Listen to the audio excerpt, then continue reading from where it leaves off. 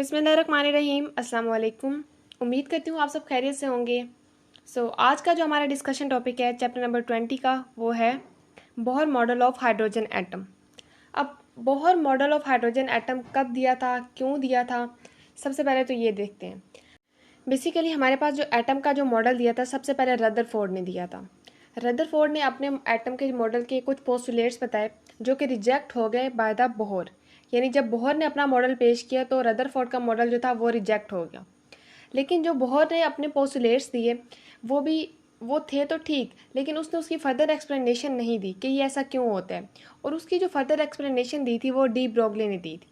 तो सबसे पहले हम बेसिक कॉन्सेप्ट को पढ़ेंगे कि रदरफोर्ड ने क्या कहा था और उसके पोस्टुलेट्स में क्या कमियां थी जो कि बोहर ने पूरी की थी। जो रदरफोर्ड ने एटम के बारे में मॉडल पेश किया था, उसके मुताबिक जो इलेक्ट्रॉन हैं जो कि न्यूक्लियस के इर्द गिर्द होते हैं वो रेडिएट करते हैं। मतलब ये कि एनर्जी रिलीज़ करते हैं। तो जैसे ही वो एनर्जी रिलीज़ करते हैं ना, तो वो कुछ इस फॉर्म में मूव करते हैं, यानी एनर्जी रिलीज़ करते रहते हैं और एक वक्त ऐसा आता है कि वो न्यूक्लियस के अंदर गिर जाते हैं। तो ये बात की थी रदरफोर्ड ने कि वो एनर्जी रेडिएट करते हैं। लेकिन बोहर ने कहा था कि हमारे पास जो इलेक्ट्रॉन्स हैं वो फिक्स ऑर्बिट में मूव करते हैं, वो रेडिएट नहीं करते हैं। फॉर एग्जांपल, अगर कोई इलेक्ट्रॉन यहाँ पे मौजूद है तो वो एक ही ऑर्बिट में मूव करता रहेगा, और अगर कोई यहाँ मौजूद है तो वो अपनी ऑर्बिट में ही मूव करता रहेगा, और अगर कोई तीसरे में मौजूद है तो वो अपने एक फिक्स ऑर्बिट के अराउंड मूव करेगा, वो एनर्जी रेडिएट नहीं करेगा। ये मेन डिफरेंस था। रदरफोर्ड ने कहा था कि वो रेडिएट करता है, जबकि बोहर ने कहा था कि वो रेडिएट नहीं करता, वो एक फिक्स ऑर्बिट में न्यूक्लियस के इर्द गिर्द रिवॉल्व करता है। और यही हमारे पास बोहर का फर्स्ट पोस्टुलेट था। फर्स्ट पोस्टुलेट के मुताबिक बोहर ने कहा था कि हमारे पास जो इलेक्ट्रॉन है वो बाउंड होता है न्यूक्लियस में, और वो इसके इर्द गिर्द मूव करता है विदाउट रेडिएटिंग, यानी रेडिएट किए बगैर मूव करता है एक फिक्स ऑर्बिट में। और उसने इन फिक्स ऑर्बिट को डिस्क्रीट स्टेशनरी स्टेट बोला था। मतलब एक फिक्स है, ये मूव ऐसा नहीं होगा कि इलेक्ट्रॉन मूव करता करता न्यूक्लियस के अंदर जाके गिर जाए। ये एक डिस्क्रीट एनर्जी स्टेट्स हैं, और जो इलेक्ट्रॉन है वो इसी स्टेट्स के अंदर ही रिवॉल्व करेगा। तो ये हमारे पास था बोहर का फर्स्ट पोस्टुलेट। अब सेकंड पोस्टुलेट में वो कह रहा है कि only these stationary orbits are allowed for which the angular momentum is equal to the integral multiple of h/2π। अब हम इसको एक्सप्लेन करते हैं। अब एक इलेक्ट्रॉन रिवॉल्व कर रहा है न्यूक्लियस के इर्द गिर्द, तो उसका कोई ना कोई मास भी होगा, वेलोसिटी भी होगी, और उसका डिस्टेंस भी होगा। तो उसका हम कह सकते हैं कि उसका जो एंगुलर मोमेंटम है L होगा mv/r। m is the mass, v is the velocity, r is the distance. अब हमने बोला था कि उसकी जो इलेक्ट्रॉन रिवॉल्व करता है वो डिस्क्रीट एनर्जी स्टेट्स में मूव करता है। फॉर एग्जांपल, अगर इलेक्ट्रॉन यहाँ पे है तो हम यहाँ पे उसको बोल देंगे, यहाँ पे जो उसका जो एंगुलर मोमेंटम है वो है 1h/2π। और जो सेकंड है, अगर यहाँ पे कोई इलेक्ट्रॉन है तो हम कह देंगे ये होगा 2h/2π। और अगर कोई थर्ड में है तो हम कह देंगे 3h/2π। तो हमारे पास ये इंटीग्रल मल्टीप्लाई है h/2π के। 1 में है तो 1h, 2 में है तो 2h, 3 में है तो 3h, और 4 में है तो 4h एंड सो ऑन। तो हमारे पास ये किसकी इक्वल होगा, n। अगर हम इसको कलेक्टिवली लिखें तो हमारे पास आ जाएगा nh/2π। n हमारे पास क्या होगा, ये प्रिंसिपल मोमेंटम नंबर है। ये डिपेंड करेगा कि इलेक्ट्रॉन किस ऑर्बिट में न्यूक्लियस के इर्द गिर्द रिवॉल्व कर रहा है। तो l हमारे पास हो जाएगा nh/2π। अब हमारे पास ऊपर एक इक्वेशन ये हो गई और एक इक्वेशन ये हो गई। अब हम इन दोनों को अगर कलेक्टिवली लिखें तो हमारे पास हो जाएगा mvr is equal to nh/2π। तो ये हमारे पास था second postulate of Bohr model. अब बोहर ने अपने दो पोस्टुलेट्स तो दे दिए। पहले में उसने कहा कि इलेक्ट्रॉन जो है वो रिवॉल्व करता है इन अ डिस्क्रीट एनर्जी स्टेट, ठीक है, स्टेशनरी स्टेट में मूव करता है। और दूसरे में उसने कह दिया कि सिर्फ वही स्टेशनरी ऑर्बिट अलाउ हैं जिनका एंगुलर मोमेंटम जो है वो इक्वल होगा इंटीग्रल मल्टीप्लाई ऑफ h/2π के। लेकिन उसने इसकी रीज़न नहीं दी थी, ठीक है। उसने ये पोस्टुलेट्स तो दी है लेकिन उसकी वजह नहीं बताई थी कि ऐसा क्यों होता है। तो इसको जो फर्दर एक्सप्लेन किया था ना, वो किया था डी ब्रोगले ने। अब हम थर्ड पोस्टुलेट देखते हैं। थर्ड वो कहता है कि whenever an electron jump from the high energy state to the low energy state a photon of energy hf is emitted. ठीक है, अब हम इसको समझते हैं। फॉर एग्जाम्पल, हमारे पास एक हाई एनर्जी स्टेट है और ये हमारे पास है लो एनर्जी स्टेट है। हाई एनर्जी से इलेक्ट्रॉन जंप कर रहा है तो इसको हम रिप्रेजेंट करते हैं E n के साथ, और जिस स्टेट में ये जंप कर रहा है उसको हम रिप्रेजेंट करते हैं पी के साथ। तो इस हाई स्टेट पे जो उसकी एनर्जी है वो हमारे पास है ई एन, और जो लो स्टेट पे उसकी एनर्जी है उसको हम लिख देते हैं ई पी। ठीक है, तो अब उसने कहा था कि जब इलेक्ट्रॉन जंप करता है हाई एनर्जी से लो एनर्जी की तरफ तो वो एक photon of energy H F is emitted. मतलब ये है कि जब इलेक्ट्रॉन जंप करेगा यहाँ से यहाँ तक तो एक रेडिएशन इमिट होगी, एक फोटोन इमिट होगा, और जो वो फोटोन है ना वो एच एफ के इक्वल है। यानी हमारे पास जो एच एफ इक्वल है इनके एनर्जी डिफरेंस में E N minus E P, ये इक्वेशन बनेगी। मतलब ये है कि मतलब वो उतनी ही एनर्जी रिलीज़ करेगा जितना इनमें एनर्जी डिफरेंस होगा। फॉर एग्जांपल हमारे पास जो एन है हाई एनर्जी स्टेट, इसकी वैल्यू है हमारे पास 10 है, और जो हमारे पास लो एनर्जी स्टेट है इसकी हमारे पास वैल्यू है 2। ठीक है, तो हमारे पास जो फोटोन इमिट होगा उसकी एनर्जी को अगर हम कैलकुलेट करना चाहें तो हमारे पास E n is equal to 10 minus 2 8। तो मतलब जो एच एफ जो है ना हमारे पास जो एनर्जी रिलीज़ होगी, जो फोटोन इमिट हो रहा है उसकी जो एनर्जी होगी वो क्या होगी, वो 8 होगी। इन शॉर्ट हम कहेंगे कि हमारे पास जो फोटोन इमिट हुआ है उसकी जो एनर्जी है एच एफ वो इक्वल है इन दोनों के एनर्जी डिफरेंस पे, यानी जो हाई एनर्जी स्टेट और लो एनर्जी स्टेट का जो डिफरेंस है ना उसकी इक्वल है। अब ये 3 पोस्टुलेट बोहर ने तो दे दिए, लेकिन उसने ये एक्सप्लेन नहीं किया कि ऐसा क्यों होता है। तो ऐसा क्यों होता है ये एक्सप्लेन किया था डी ब्रोगली ने।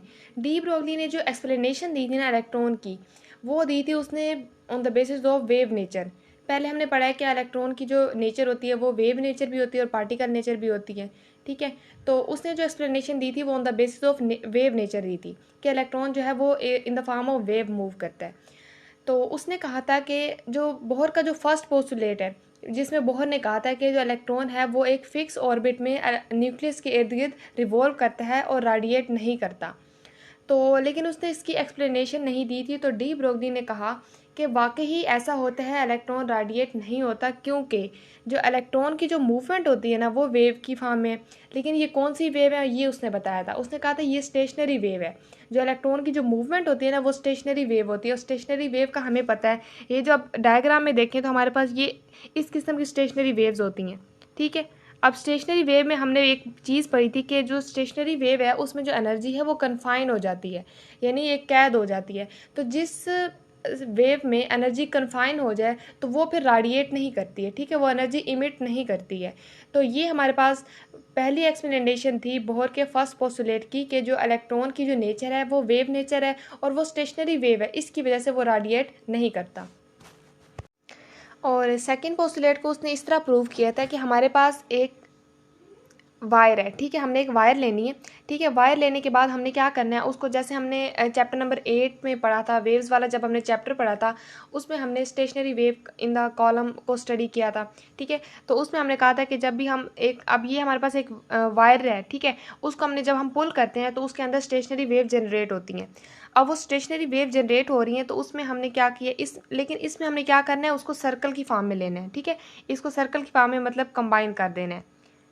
अब यहाँ पे अब सबसे पहले तो हम देखेंगे कि इसकी वेवलेंथ कितनी है।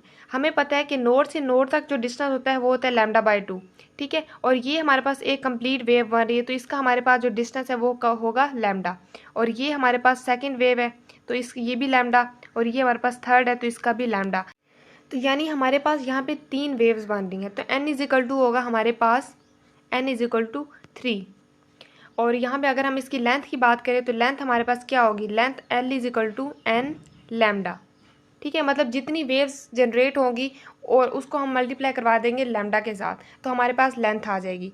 अब हमारे पास ये जो 2 डायग्राम शो हो रही हैं इसमें हमारे पास ये एक वेव बन रही है, एक वेव ये बन रही है, एक वेव ये बन रही है। ठीक है, ये बिल्कुल हमारे पास ये जो हमने पहले स्ट्रेट वायर ली हुई है ना इसको हमने सर्कल की फॉर्म में ले ली है। और ये हमारे पास सेकंड जो डायग्राम है इसमें हमारे पास ज़्यादा से वेव है, एक ये है, ये 2 3 4 5 6, इसमें हमारे पास जो वेव्स बन रही हैं वो हैं 6। ठीक है, तो हमारे पास यहाँ पे क्या हो जाएगा, n = ये हमारे पास 6 हो जाएगा, और इसमें भी L = n लैम्डा, और यहाँ पे n की जगह 6 आ जाएगा और ऊपर वाले केस में n की जगह 3 आ जाएगा। तो हमारे पास जो बेसिक फार्मूला बना L का वो L = n लैम्डा। अब हम इसको सॉल्व करते हैं तो हमारे पास L = n लैम्डा। L हमारे पास क्या होता है, किसी भी जो सर्कल का जो सर्कमफ्रेंस होता है वो क्या होता है 2πr के इक्वल होता है। तो हम लिख देंगे L = 2πr = n लैम्डा। ठीक है। तो यहाँ पे ये जो इसको फर्दर सॉल्व करेंगे तो 2 pi R is equal to n lambda, और यहाँ से हमने लैम्डा की वैल्यू निकाल लेनी है, lambda is equal to 2 pi R over N. Next हमने क्या करना है, de Broglie equation. De Broglie equation हमारे पास क्या था, H lambda is equal to H by P. ठीक है, lambda is equal to H by P, तो यहाँ पे पी इक्वल हो जाएगा एच बाय लैम्डा के। ठीक है, अब ये जो पी है ये हमारे पास क्या होता है, ये मोमेंटम है, और पी इज इक्वल टू क्या हो जाएगा, एम वी। ठीक है, तो यहाँ पे हमने पी की जगह एम वी भी पुट कर सकते हैं।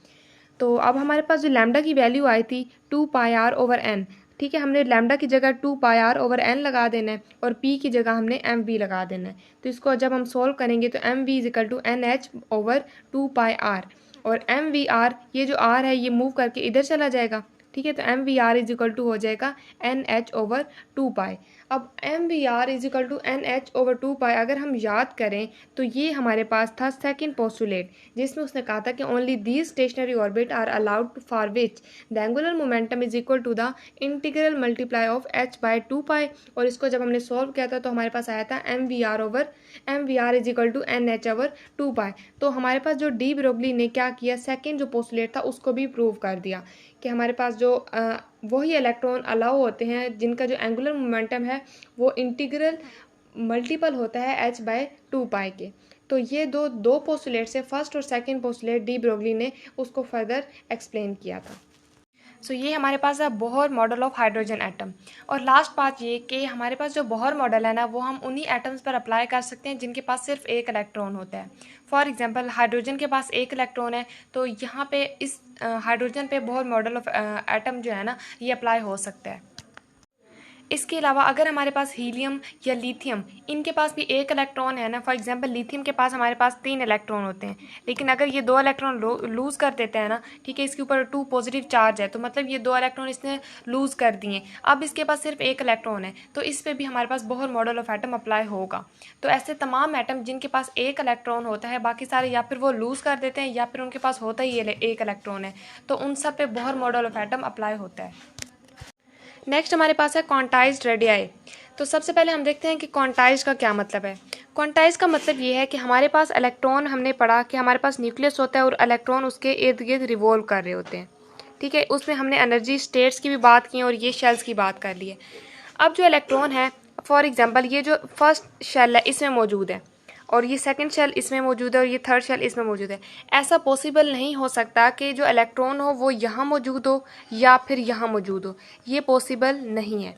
इलेक्ट्रॉन कभी भी अपने शेल्स के दरमियान में मौजूद नहीं हो सकता। एक अगर तो हम स्टेट्स बनाएं अब एनर्जी की, तो अगर एक इलेक्ट्रॉन यहाँ है तो उसको अगर एनर्जी मिलेगी तो थोड़ी एनर्जी मिलेगी ना, तो वो जंप करके यहाँ चला जाएगा। ऐसा नहीं होगा कि वो जंप करके यहाँ पे दरमियान में हवा में कहीं लटक जाए, ये पॉसिबल नहीं है। ठीक है, अगर उसको ज़्यादा एनर्जी मिलेगी तो वो थर्ड स्टेट पे चला जाएगा, अगर और ज़्यादा होगी तो वो फोर्थ में चला जाएगा। तो ये हमारे पास ये कि फिक्स एनर्जी स्टेट्स होती हैं एटम्स की। ठीक है, इलेक्ट्रॉन इन्हीं स्टेट्स में मौजूद हो सकता है, इसके अलावा कोई पॉसिबिलिटी नहीं है कि इलेक्ट्रॉन वहाँ मौजूद होगा। सो हम कह सकते हैं कि इलेक्ट्रॉन जो है अपने फिक्स्ड ऑर्बिट में ही मूव करता है, वो एक ऑर्बिट से दूसरे ऑर्बिट में जंप करेगा, लेकिन उसके दरमियान ऐसा कोई पॉसिबिलिटी नहीं है कि वो दरमियान में ही लटक जाए। ठीक है, तो अब इन स्टेट्स को हम क्वांटाइज्ड स्टेट बोलते हैं। ठीक है, और अब यहाँ पे हमने पढ़ना है क्वांटाइज्ड रेडियाई। अब रेडियाई के मतलब हमें पता है कि हमारे पास जो न्यूक्लियस है डिस्टेंस होता है उसके आउटर मोस्ट शेल तक, उसको हम रेडियस बोलते हैं। ठीक है, तो अब हमने क्या करना है, हमने यहाँ तक अपने जो न्यूक्लियस है उससे हमारे पास जो फर्स्ट सेल है वो डिस्टेंस, यानी ये R1, ठीक है, ये R1 होगा जो हम फाइंड करेंगे। इसके बाद यहाँ से यहाँ तक R2 और यहाँ से यहाँ तक R3। हमने ये देखना है कि इन शेल्स के दरमियान कितना डिस्टेंस होता है। ठीक है, क्योंकि हमारे पास जो शेल्स है इनकी तादाद बढ़ती रहती है, n=1 है, n=2 है और n=3 है। तो हमने फाइंड आउट करना है कि हमारे पास जो डिफरेंट ऑर्बिट हैं उनके दरमियान डिस्टेंस कितना ज़्यादा होता है। अब इस डायग्राम को देखें तो हमें पता चलता है कि हमारे पास जो न्यूक्लियस होता है उसके ऊपर चार्ज कौन सा होता है, पॉजिटिव, और जो इलेक्ट्रॉन है उसके ऊपर चार्ज होता है नेगेटिव। अब हमें पता है कि जो अनलाइक चार्जेस हैं ये क्या करते हैं, आपस में एक दूसरे को अट्रैक्ट करते हैं।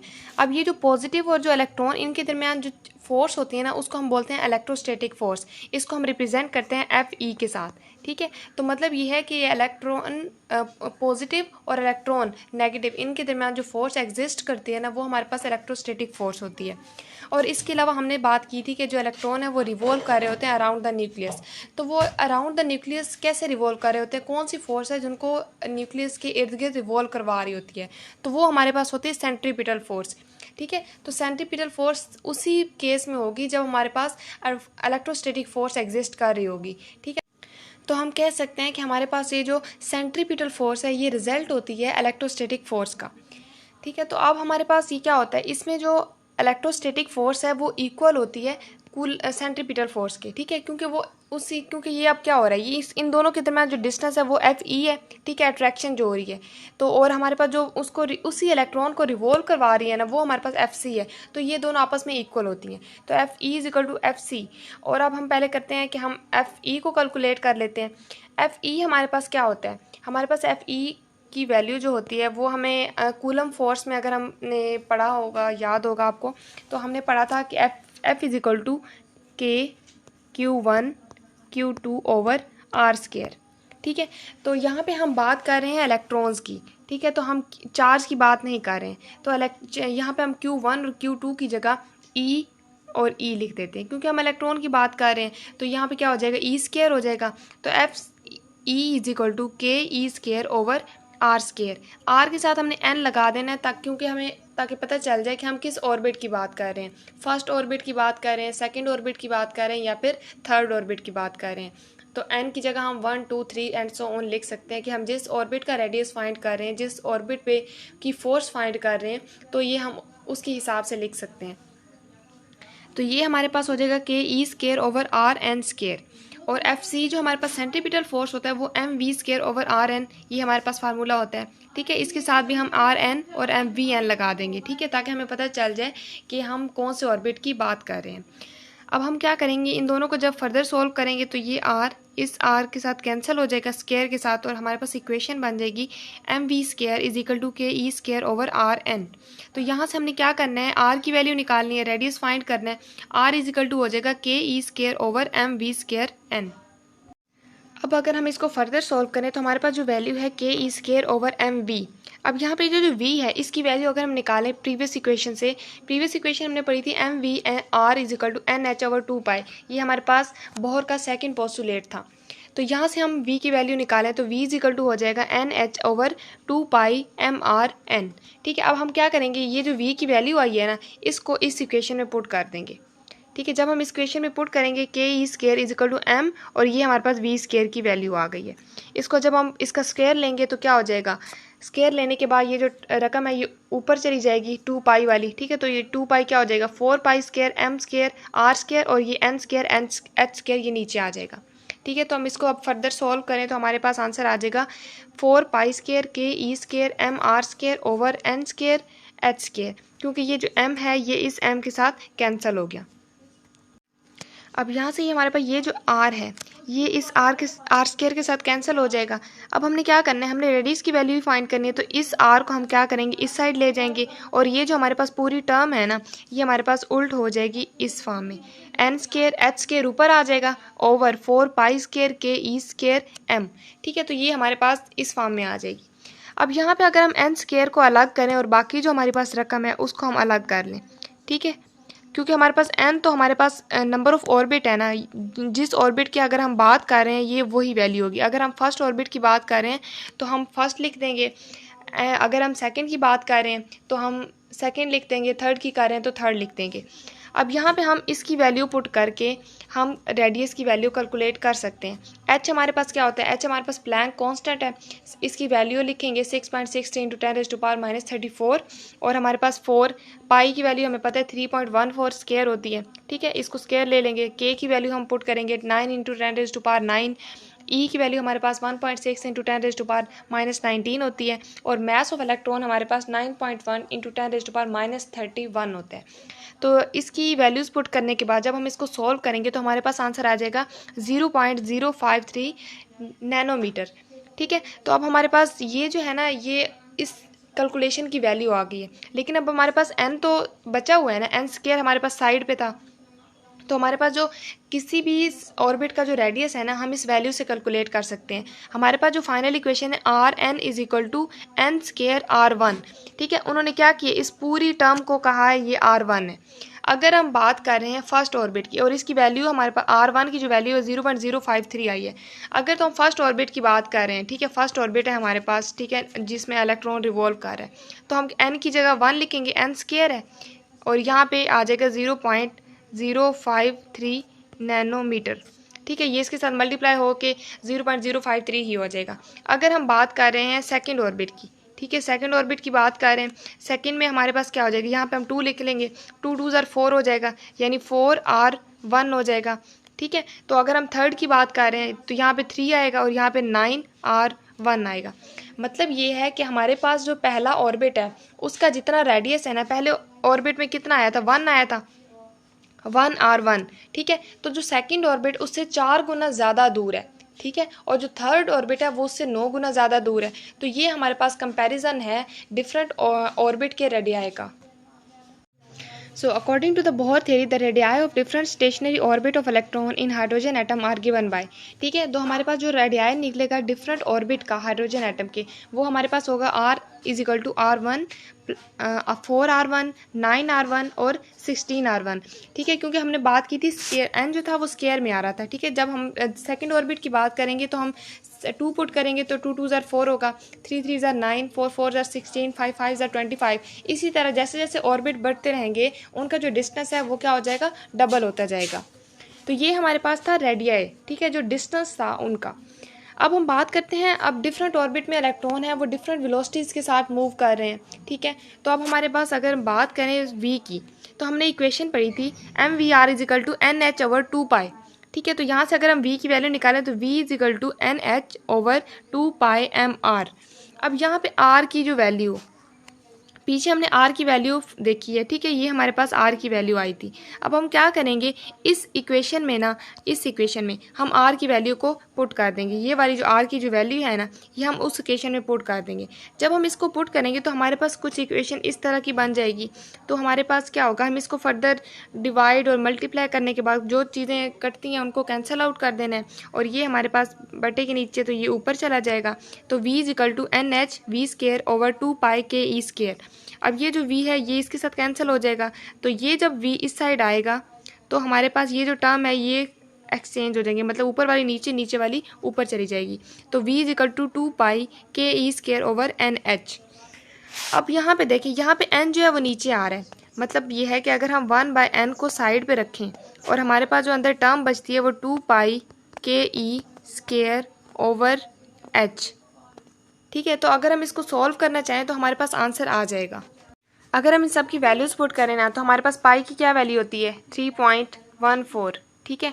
और हमारे पास जो के की वैल्यू होती है वो 9 × 10⁹ होती है। और ई हमारे पास है चार्ज, ठीक है। तो चार्ज की वैल्यू हमारे पास क्या होती है, 1.6 × 10⁻19। तो ये वैल्यूज़ पुट करके हम क्या कर सकते हैं, इसकी कैलकुलेशन कर सकते हैं। जबकि एच हमारे पास प्लैंक कांस्टेंट है, इसकी वैल्यू होती है 6.63 × 10⁻34, ठीक है। तो इनकी अगर हम वैल्यूज़ पुट करें तो हमारे पास आंसर आता है 2.19 × 10⁻6। अब ये हमारे पास इसकी वैल्यू होगी ओवर एन। एन क्या है, एन हमारे पास नंबर ऑफ ऑर्बिट है। अगर तो हम 1 है, ऑर्बिट नंबर 1 है, तो ये हमारे पास एज इट इज़ आंसर आ जाएगा। लेकिन अगर एन हमारे पास 2 है तो क्या होगा, ये वैल्यू क्या हो जाएगी, कम हो जाएगी। अगर n 3 है तो ये क्या वैल्यू और कम हो जाएगी। जैसे जैसे ऑर्बिट बढ़ते रहेंगे ये डिवाइड होता रहेगा और इसकी वैल्यू क्या हो जाएगी, कम होती जाएगी। तो यहाँ से हम क्या कर सकते हैं कि रेडियस और वेलोसिटी इनका रिलेशनशिप भी निकाल सकते हैं कि जैसे जैसे रेडियस इंक्रीज होगा, ठीक है, पहला ऑर्बिट ये है, ठीक है, दूसरा ये है, तीसरा ये है, ठीक है, इनका जो रेडियस तो इंक्रीज हो रहा है लेकिन इसकी जो वेलोसिटी है ना वो डिक्रीज हो रही है। जैसे जैसे दूर जाएगा डिवीजन ज़्यादा होती जाएगी, 1 2 3 4 5 एंड सो ऑन। तो उसी तरह इसकी जो वैल्यू है ना वेलोसिटी की डिक्रीज हो जाएगी। फॉर एग्जांपल जो इलेक्ट्रॉन इस जहाँ यहाँ पे मौजूद है उसकी स्पीड ज़्यादा होगी, जो यहाँ पे है उसकी थोड़ी कम होगी, जो यहाँ पे उसकी उससे भी कम होगी। तो जैसे जैसे ये रेडियस से न्यूक्लियस से दूर होंगे इनकी जो वेलोसिटी है वो कम हो जाएगी, जबकि इनका जो डिस्टेंस है यानी रेडियस है वो क्या होगा, इंक्रीज होगा। तो ये आपस में इन्वर्सली रिलेट कर रहे होते हैं।